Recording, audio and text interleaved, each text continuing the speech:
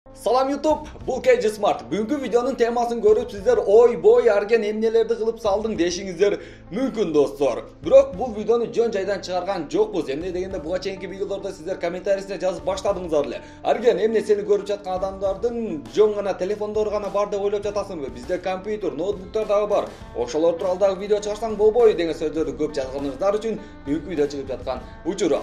Буга чейинки видеоларда мен сиздерге смартфондогу файлдар, кокустан сүрөт же болбосо видео, ошол эле учурда керектүү ырларда өчүп кетсе аларды кантип артка кайтарууну көрсөткөнмүн. Кыскача айтканда восстановить файл. Анын өзүнүн программасы бар.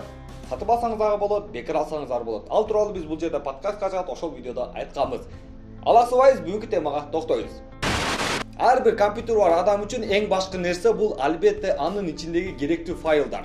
Кокус алар өчүп кетиши мүмкүн. Бирок бир жолу бар, өчүп кеткен файлдарды сиз кайсы бир программа менен сөзсүз кайра кайтарсаңыз болот. Бирок аны үйрөнүш үчүн сөзсүз видеонун аягына чейин менен бирге болушуңуздар керек болот. Компьютер бар адам дегенде аларга кимдерге? Азыркы учурда мамлекеттик кызматта иштеген адамдар, банкта иштеген адамдар, офистерде отурган кызматкерлер, жалпы эле YouTube блогерлерди алсак дагы болот. Эгерде кокус азыркы учурда компьютер, ноутбук сиздин колуңузда жок боло турган болсо, бул дегени келечекте эч качан болбойт деген эмес.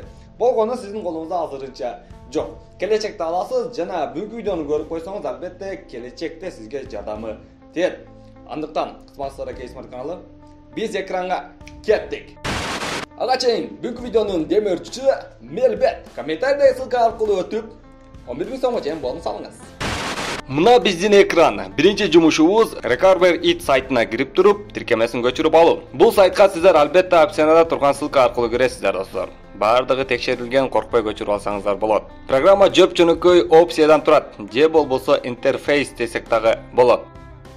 Англис тилдүү, андан тышкары орус тилин колдонсоңуз дагы болот. Бирок сиздер менен биргеликте албетте англис тили менен дагы эптейбиз.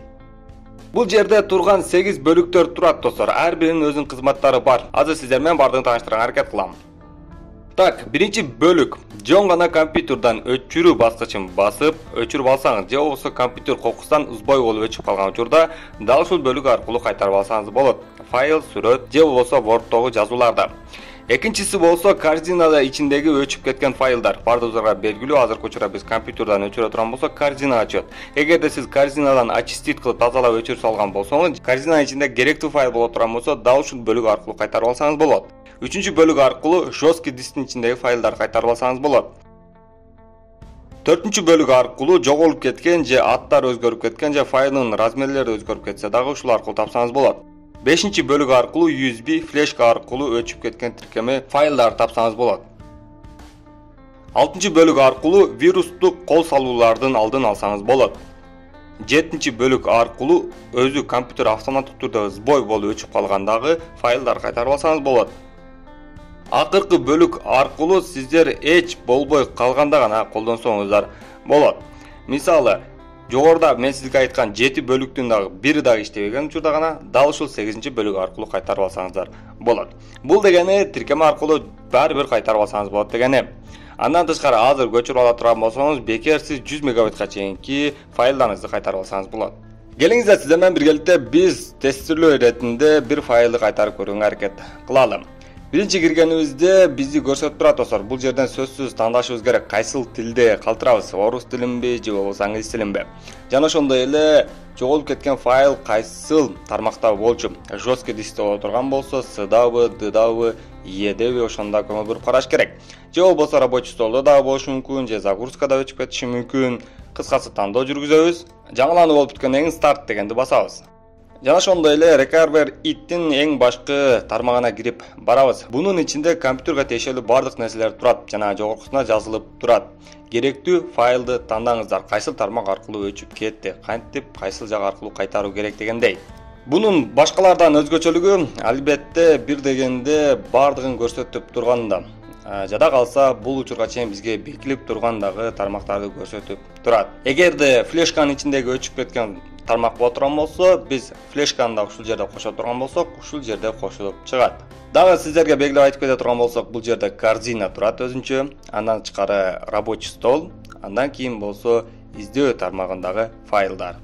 Биздин кайра кайтарышыбыз керек болгон файлыбыз бул рабочий столдо болгон. Ошон үчүн рабочий столду белгилейбиз, старт деген баскычты басабыз.